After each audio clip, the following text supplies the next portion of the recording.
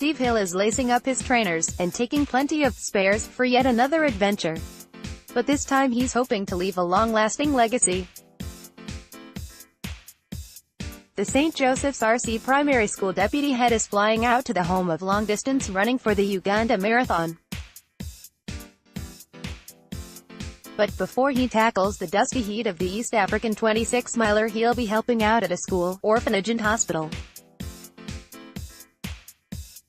As part of the Uganda Marathon mission, participants are encouraged to fundraise to support a host of communities in the area and the people who live there. He'll be working in Bugabira Primary School, the House of Love and Hope, which helps fund orphans through school, and the Villa Maria Hospital.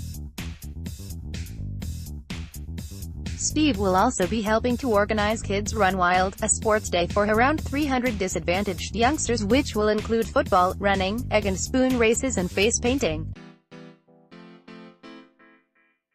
He's also been asked to bring second-hand trainers to allow local children and adults the luxury of suitable footwear while taking part in their favorite sports.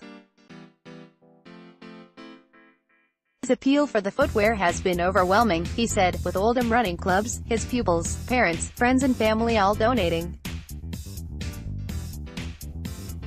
In fact, he has so many he may have to have them shipped over separately.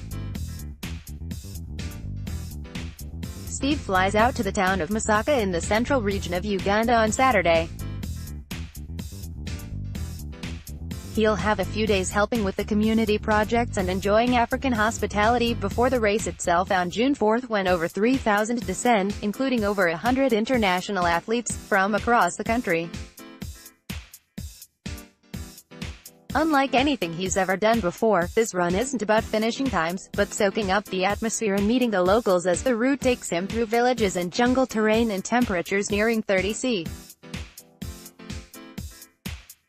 We will be joined by children running with us along route, said Steve, who is self-funding the trip as well as raising cash for his chosen charities: Dr. Kershaw's Hospice, Cancer Research, RSPCA Oldham, St. Joseph's PTA, and supporting Shane, a fund which helps out Year 6 pupil, Shane Keating, who has Duchenne muscular dystrophy. There'll be lots of high-fiving going on and being greeted by big smiles from the kids in the villages. It's going to be an amazing experience, and unlike my other challenges, there won't the brutal elements of the environment or the tough mind-over-matter stuff I've had to deal with. If I can do it under 4.5 hours, I'll be happy, but the main thing is being on the start line and finish line and enjoying everything in between. At the end of the day, it's about leaving that legacy and making a difference, not achieving a personal best. I've been overwhelmed by the generosity of people donating trainers, so a big thank you to them and to everyone who has helped me raise money for my charities. I put an appeal out on Facebook and suddenly everyone was bringing them in along with t-shirts. I'm going to see about paying for extra baggage to take some of them, but if people want to donate more, I'll just send them over when I get back. The kids have been bringing in pads, pens and pencils for me to take to the school. They also been writing messages for the youngsters over there on some postcards I had made, so they know there's some love coming their way from these guys. I want my classes to get something out of these things themselves and get involved in these opportunities of a lifetime. Steve revealed the trip is fueling his philanthropic dream to one day open up schools in some of the remote places he's traveled to. I have a dream to fund and set up schools in 3 parts of the world I've visited, said Steve. One is Nepal in the Himalayan region, one in Africa and one in South America.